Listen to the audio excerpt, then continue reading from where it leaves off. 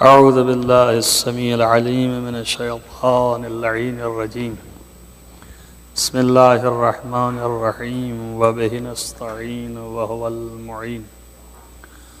الحمد لله رب العالمين والعاقبة للمتقين والجنة للموحدين والنار للملحدين والمنكرين. الصلاة والسلام على سيد الأنبياء والمرسلين خاتم النبيين مولانا مولى الكونين جد الحسن والحسين أبي القاسم محمد ولا سيما على ابن عمه ووزيره ووزيه وخليفته مطلوب كل غالب غالب كل غالب مولانا علي بن أبي طالب. اللهم صل على محمد وعلى آله الطيبين الطاهرين المعصومين المظلومين الذين أذهب الله عنهم الرجس وطهرهم تطهيرا.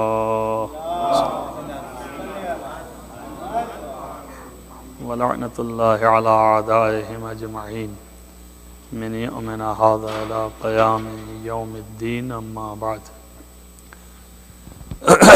ہم نے جیسا کہ ٹیلی فون پہ عادل کو بتایا تھا، تو گفتگو جو ہے وہ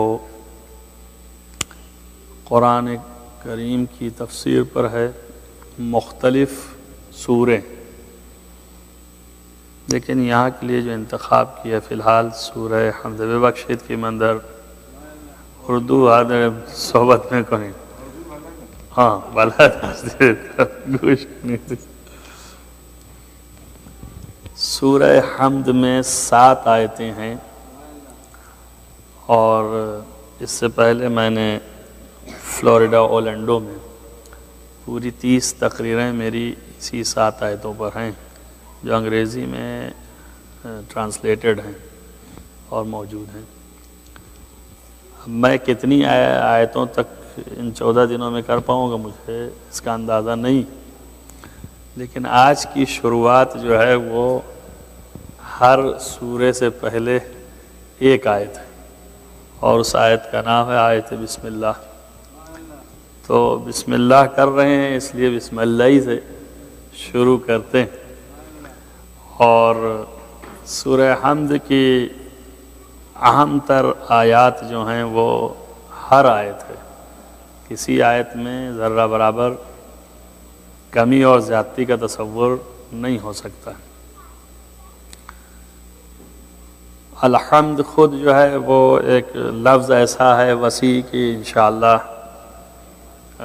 مفسرین کے درمیان بہت بحث ہے، اور ہر صاحب تفسیر جو ہے وہ ایک نیا معنی اور نئی ترکیب بیان کرتا ہے کہ انشاءاللہ ہم دھیرے دھیرے وہاں تک پہنچیں گے.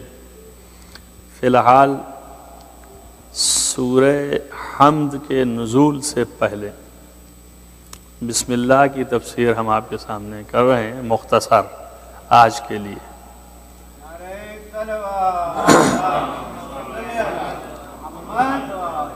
خود بسم اللہ جو ہے وہ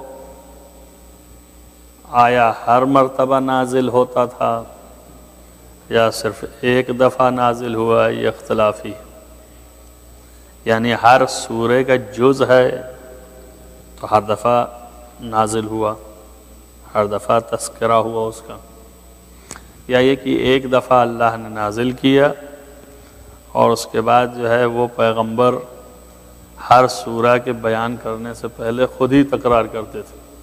ایک بحث تو یہ، اور بہت سے بلکہ اکثر علماء کا خیال ہے اور دلائل بھی ہیں کہ ہر دفعہ ہر سورے کے ساتھ بسم اللہ جو ہے وہ نازل ہوتا تھا.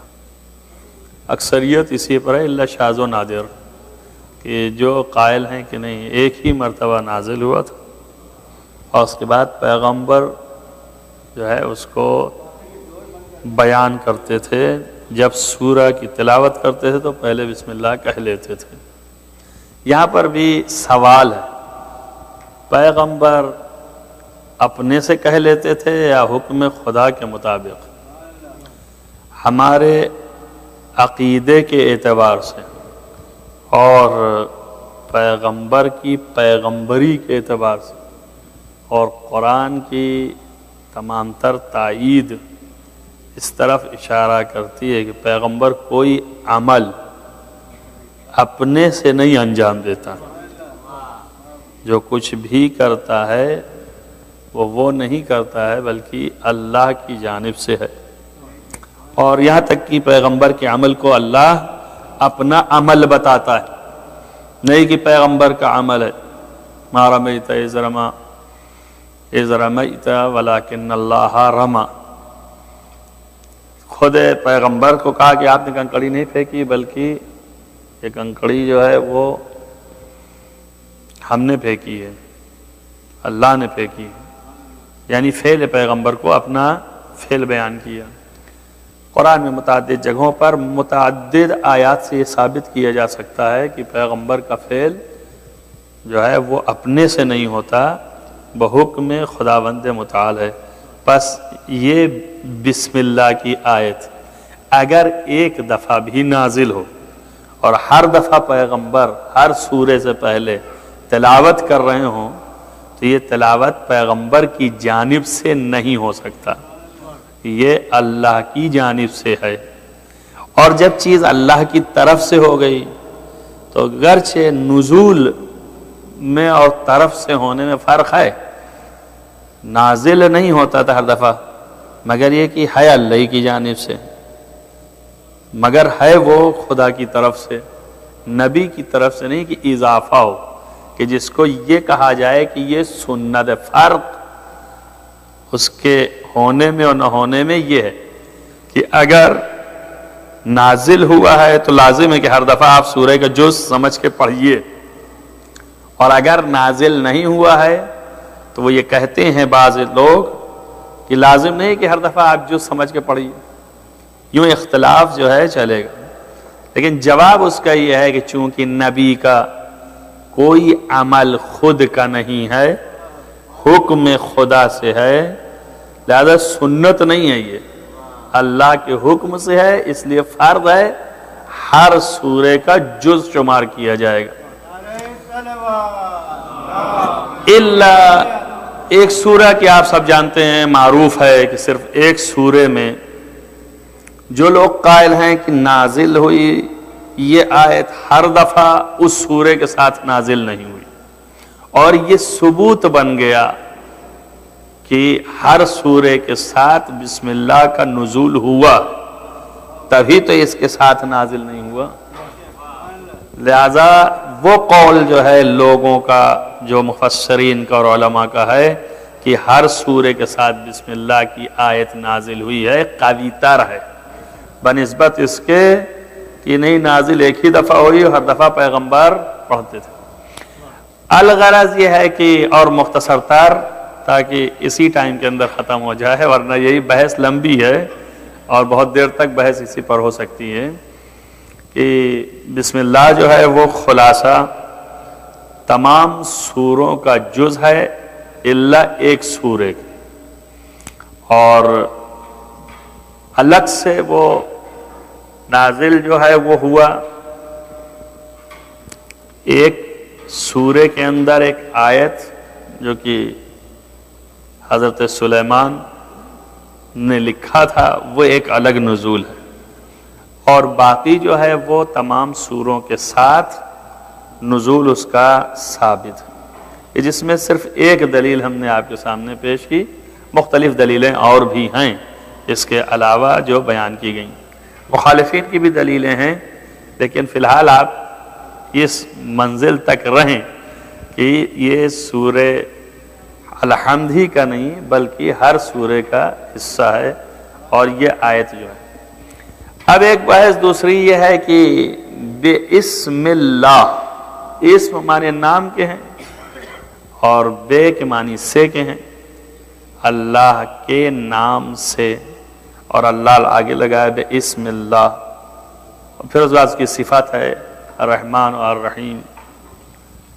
تو یہ خود جو ہے بے لگا کر کے اللہ کے نام سے کیا کر رہے ہیں؟ تو لوگوں نے کہا کہ اس کے اندر عربی قاعدے کے لحاظ سے کوئی چیز ہمیں حذف، یعنی یہ کہ ذکر نہیں ہوئی، وہ ماننا پڑے گا کہ ہم شروع کرتے ہیں جب کوئی کام کرنے لگے اور وہاں پر یہ لے آئیں بسم اللہ، تو وہاں پر حذف مانے شروع کرنا، یعنی محذوف ہے، یعنی ذکر نہیں کیا گیا ہے مگر انڈرسٹوڈ ہے. خدا گویا یوں یاد دلا رہا ہے کہ ہم شروع کرتے ہیں یہ کام اللہ کے نام سے جو رحمان اور رحیم ہے. اگر فرض کیجئے کہ فعل ہے، کام کرنا ہے، تو ٹھیک ہے شروع کرنا کا، لیکن اگر پڑھتے ہیں شروع کرنا وہاں پر بھی صحیح ہمارے محاورے کے اعتبار سے، لیکن عربی زبان میں شروع اس کو نہیں کہتے کہ ہم شروع کر رہے ہیں، وہاں پر پڑھنا کہتے ہیں کہ ہم پڑھ رہے ہیں. لہذا وہ فعل جو ہے محذوف مانے یہ ذکر نہیں ہوا. کہیں کہ ہم اقرأ بسم اللہ، ہم پڑھتے ہیں اللہ کے نام سے. یا کوئی ایسا کام ہم کرنے چلے ہیں کہ جس میں ہمیں کسی کے مدد کی ضرورت ہے، تو ہم وہاں پر جب اللہ کا نام لیں تو کوئی بھی دنیا میں مدد کرنے والا تو کوئی بھی کر سکتا ہے مدد، اور کسی سے بھی مدد لی جا سکتی ہے. ایسا تو نہیں ہے کہ خاص کر پرٹیکولر صرف کسی ایک ہی سے مدد مانگیں گے. آج تک جو بیس اور بنیاد ہے وہابیت کی، انہوں نے بھی اس بات پر تسلیم کر لیا ہے کہ مدد تو کسی سے بھی لے سکتے ہیں. تو اللہ ہی تنہا نہیں ہے، کسی سے بھی مدد مانگ سکتے ہیں، مانگتے رہتے ہیں دن اور رات، مجبور ہیں مدد مانگنے سے. تو سب سے زیادہ کامل تر، بہتر، اعلیٰ تر، کامل تر مدد اگر کوئی کر سکتا ہے تو وہ اللہ ہی کر سکتا ہے جس نے پوری کائنات کو خلق کیا ہے. بس یہاں پر استعانت محذوف سمجھیں گے، یعنی ہم مدد مانگتے ہیں اللہ کے نام سے. خلاصہ کلام یہ ہے کہ ہر فعل، ہر کام جس طریقے کا کام ہے، اس طریقے کے کام کا فعل جو ہے وہ محذوف، یعنی ذکر نہیں ہوا ہے اور انڈرسٹوڈ ہے. آپ کو سمجھنا ہے یہ بے وہاں پر بتاتا ہے، یہ بے اس معنی کے لیے آیا ہے. اب اسم جو ہے وہ خود لفظ اسم نام کے معنوں میں استعمال ہوتا ہے ہماری زبان میں. اسم یعنی نام. کیوں؟ اس لیے کہ نام جو ہے وہ علامت ہے. اگر ہم ایک دوسرے کی علامت نہ رکھیں، نشانی نہ رکھیں، تو ایک دوسرے کو کس طرح سے بلائیں؟ وَإِلَّا تو سبھی ایک ہی طرح کے بنے ہوئے ہیں، سب کے ناک ہے، سب کے کان ہے، سب کے منہ ہے، سب کے جسم ہے، تو ہر ایک کے پاس اعضاء اور جوارح موجود ہیں. تو پکاریں کہ صاحب اعضاء، تو صاحب اعضاء تو آپ بھی ہیں، ہم بھی ہیں. تو ایک علامت ہونی چاہیے کہ جس کے ذریعے سے ہم پکار سکیں. اس علامت کو اسم کہتے ہیں. گرچہ بلندی کے معنی میں بھی استعمال ہوتا ہے، وہ بھی ایک علامت ہے. فی الحال جو اسم رکھا گیا ہے علامت ہے، لیکن یہاں پر علماء نے تذکرہ کیا ہے کہ بلندی بھی محفوظ ہے. اور اللہ جو ہے اس کا لفظ، اللہ جو خود اس کا نام رکھا گیا. ہمارا نام تو ہمارے باپ نے رکھ دیا، آپ کا نام آپ کے پدر محترم نے، یا علماء سے پوچھ کے نام رکھ لیے، قرآن سے استخارے کروا کے نام رکھ لیے، مگر کس سے؟ دوسروں ہی سے پوچھ کر کے. اللہ کا نام کس نے رکھ دیا؟ اللہ. کوئی اللہ کا پیدا کرنے والا تھا تو اگر پیدا ہو گیا تو اللہ نہیں. تو اس کا نام جو ہے وہ کس طرح سے آیا؟ یہ ایک تحقیق طلب بات ہے کہ تشنا ہے کہ کیسے آپ کہیں گے کہ اس کا نام اللہ کا کس نے رکھ دیا. یہ اللہ ہی جانے کہ کس نے رکھا ہے، لیکن جس نے بھی انتخاب کیا عربی میں لفظ اللہ، وہ انتخاب بہت اعلیٰ ہے، اور علماء نے اس کے اندر بہت سے مطالب بیان کیے۔ تاریخی طور پر عربی زبان میں الگ تحقیق جو بہت سے علماء کی تحقیق یہ ہے کہ لفظ اللہ استعمال ہی نہیں ہوتا تھا، الہ استعمال ہوتا تھا، اور الہ جو ہے وہ موجود تھا، چنانچہ آپ کے کلمے میں بھی ہے لا الہ، یعنی معبود جس کی عبادت کی جاتی تھی اسے الہ کہتے تھے، اور ہے عربی وہ بھی اور اللہ بھی، الہی میں کچھ اضافہ ہوا تو وہ اللہ ہو گیا، الف لام اضافہ کیا اور اللہ بن گیا۔ خود یہ لفظ استعمال نہیں ہوتا تھا عرب میں، جس میں علامہ میر حامد حسین اللہ مقام ہو لکھنؤ میں ایک عظیم شخصیت، بہت بڑے عالم کہ جن کے علم کا چرچا 150 سال کے بعد بھی ایران کے اندر اور عراق کے اندر موجود ہے، جنہوں نے بہت سی کتابیں لکھی، منہم ایک کتاب ان کی جو ہے وہ ابقات الانوار کے نام سے ہے، جو کہ 150 ویلیومز میں ہے، اور تنہا ذات اکیلے انہوں نے کام کیا ہے۔ بحار الانوار علامہ مجلسی کی ہے جو 110 ویلیومز میں ہے، اور صرف علامہ مجلسی کا کارنامہ نہیں ہے بلکہ ان کے ساتھ اور لوگوں نے مل کے اسے جمع کیا، حدیث ہے خالی جمع کر دی۔ انہوں نے جمع نہیں کیا، انہوں نے جوابات لکھے ہیں، تحقیق ہے، دلائل ہیں اور تحقیق ہے، اور ایک ایک چیز کے اوپر بحث ہے، اور تنہا یہ کام کیا۔ بہت تفصیلی واقعہ ہے ان کے لیے جو اس وقت گنجائش نہیں رکھتی، پھر کسی اور موقع پر انہوں نے یہ تحقیق لکھی کہ لفظ اللہ سب سے پہلے عرب میں استعمال جو کیا ہے وہ حضرت ابو طالب علیہ السلام جب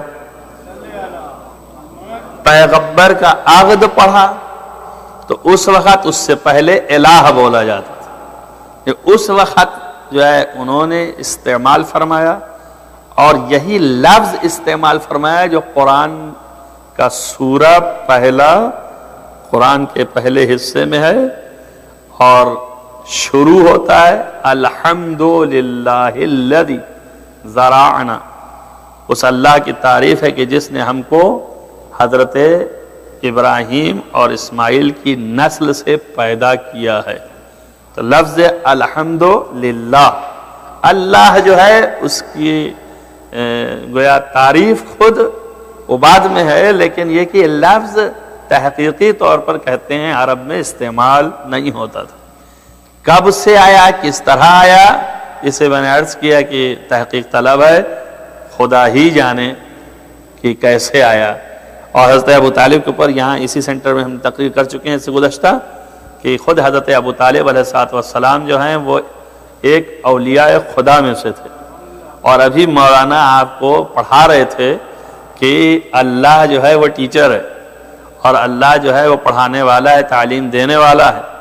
تو جب انبیاء کو تعلیم دیتا ہے تو اولیاء کو بھی، اوصیاء کو بھی تعلیم دیتا ہے۔ ہو سکتا ہے الہامی کیفیت رہی ہو حضرت ابو طالب کے لیے بھی یہ، لیکن تحقیق طلب ہے۔ لفظ اللہ استعمال ہوا، آج علماء اس کے معنی بیان کر رہے ہیں کہ خود یہ علامت کے طور پر کہ خدا کی ذات پر، جس طرح سے میں نے عرض کیا کہ آپ کا نام رکھا گیا آپ کی علامت کے لیے، ایک خاص شخص ہیں آپ اور خاص شکل کے ہیں، لہذا ایک نام آپ کے لیے دے دیا، دوسرے اس خاص شکل کے ہیں ان کا نام دے دیا۔ اب جب ہم لفظ پکارتے ہیں شمعون تو آپ ہی سمجھ میں آتے ہیں فی الحال اس سینٹر میں، لیکن اگر 10 ہوں فرض کیجئے تو اس میں بھی ہمیں ایک علامت اور الگ سے لگانی پڑے گی۔ مثال کے طور پر کسی کو بزرگ ہے تو کہیں گے شمعون بھائی، اور کوئی اور بزرگ تر ہے تو کہیں گے شمعون چچا، تو پھر وہ ایک معروف ہو جائے گا، اور پکاریں گے تو اس نشانی کے ساتھ پکاریں گے تاکہ اس 10 میں سے مشخص اور معین ہو جائے کہ کون والے کی گفتگو ہو رہی ہے. مگر لفظ اللہ ایسا ہے کہ قدرت کا انتظام یہ ہے، یہ لفظ ایسا لفظ ہے کہ اللہ کے علاوہ کسی اور کے اوپر استعمال ہوا ہی نہیں، جس کی وجہ سے شک پیدا ہی نہیں ہو سکتا. جب بھی اللہ بولے تو اب وہی اللہ ہی سمجھ میں آئے گا جس کے لیے یہ علامت لفظ اللہ بنائی گئی اور نام رکھا گیا، اور کوئی نہیں سمجھ میں آئے. کیوں؟ وجہ کیا ہوئی کہ کوئی لے نہ سکا. اس کی وجہ یہ ہے کہ ہر بلندی اور کمال کو اپنانے کے لیے لوگ تیار رہتے ہیں، مگر چاہے ان میں اہلیت ہو چاہے نہ ہو اہلیت، لیکن چاہتے ہیں کہ لے لیں ہم. لیکن کچھ مقام ایسے ہیں کہ جہاں پر کائنات خود تیار نہیں ہے تسلیم کرنے کی، چونکہ شبہ نہیں پیدا ہو سکتا. مثلا کوئی پیش نماز ہو، فرض کیجئے اہلیت والا صلاحیت والا پیش نماز ہے، امام ہے، امام وقت ہے، نماز پڑھاتا ہے، امام معصوم نہیں، خالی پیش نماز والا ہے. اور دوسرا جو اس کلیور کا نہیں ہے، اس اہلیت کا نہیں ہے، مگر موقع پاتا ہے تو وہ بھی کھڑا ہو جاتا ہے.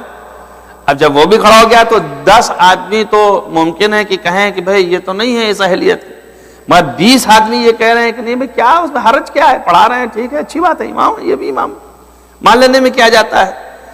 100 آدمی میں 50 آدمی نے مان لیا، 50 نے نہیں مانا، لیکن 50 نے تو مان لیا نا، تسلیم تو کر لیا نا.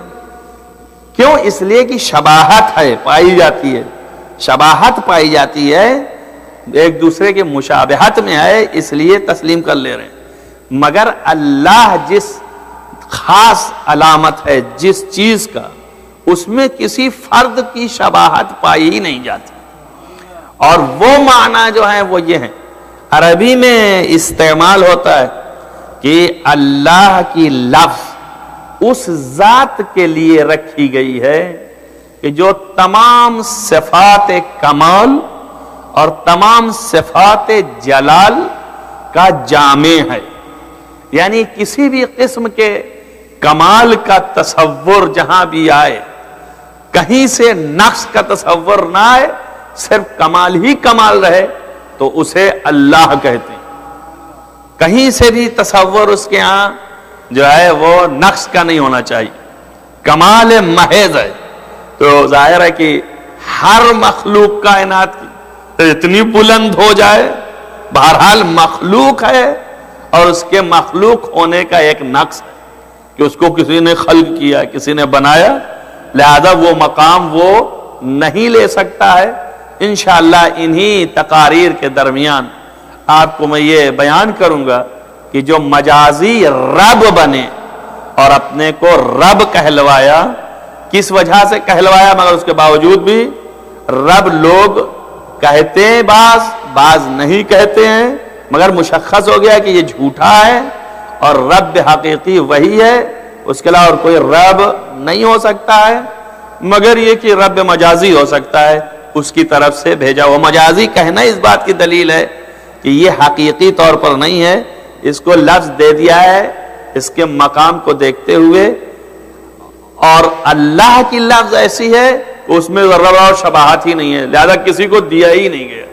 صرف اللہ جو ہے مخصوص ہے کہ جو تمام صفات کمال کا مالک، تمام صفات جلال کا مالک ہے. کمال مثلا علم کی بھی خصوصیت یہ ہے کہ تھوڑا سا علم حاصل ہے اور وہ عالم ہو گیا، اس سے تھوڑا بلند تر ہے تو وہ بھی عالم ہو گیا، اور بلند تر ہے تو وہ بھی عالم ہو گیا. لفظ علم مختصر سے شروع ہوتا ہے اور جہاں تک چلا جائے اس کی کوئی انتہا نہیں ہے. جہاں پر علم کی انتہا ہو جائے اسی کا نام خدا ہے، اس کے علاوہ کچھ نہیں. کیونکہ علم جو ہے وہ اس کی ذات ہے، اس کی ذات علم ہے. اچھا ہماری ذات علم نہیں ہے، فرق کیا ہوا؟ اس کی ذات علم ہے اور ہماری ذات علم نہیں ہے. ہم سیکھتے ہیں تو جانتے ہیں، جس کی ذات علم ہوتی ہے اس کو سیکھنے کی ضرورت نہیں ہے. ہر چیز اس کے نظروں کے سامنے موجود ہے. ہم جو ہے موجود نہیں ہیں، اسی لیے ہمارے لیے غائب ہو گیا. جب تک ہم نہیں جانتے ہیں غائب ہے ہمارے سامنے سے، اس لیے غائب ہو گیا. لیکن اس کے لیے غائب نہیں ہے، شہود ہے، یعنی حاضر ہے، دکھائی دیتا ہے، ہر وقت موجود ہے. اس کی ذات چونکہ علم ہے، اور اگر اس کی ذات علم نہ ہو، جیسے ہم آئیں کہ تھوڑا سا علم حاصل کیا تو ہم عالم ہو گئے اتنے حصے کے لیے، جتنا پھر آیا اتنے کے پھر ہم عالم ہو گئے، باقی کے جاہل ہیں. اگر ایسا رہے تو پہلی چیز تو یہ کہ خدا کے ہاں جہل نقص ہے، تو تمام تر کمال جو ہیں انتہائی کمال کی نسبت اس کی طرف ہے، نقص کی نسبت نہیں، نقص آ جائے گا. تو وہ ذات کامل ہے، اس کی ذات علم ہے. کیوں؟ اس لیے کہ جہاں سے اس کو علم نہیں حاصل کرنے کی ضرورت پڑی، جہاں سے اس کے پاس علم نہیں ہے، جاہل رہ گیا، اس کو جہاں وہ حاصل کرے گا، جیسے ہی وہ حاصل کرے گا یعنی وہ اس کا محتاج ہے، نہیں جانتا ہے. اور جو محتاج ہے وہ خدا نہیں ہو سکتا ہے. لہذا لازم ہے کہ اس کی ذات کمال ہو، علم میں بھی کمال، تو وہ ذات عین علم ہو، اور کوئی چیز اس کے نظروں کے سامنے سے اوجھل نہ ہو. نظر اس لیے کہہ رہے ہیں کہ ہم اور آپ نظر ہی سے دیکھتے ہیں، وَإِلَّا اس کے ہاں نظر ہمارے اور آپ جیسی نہیں ہے.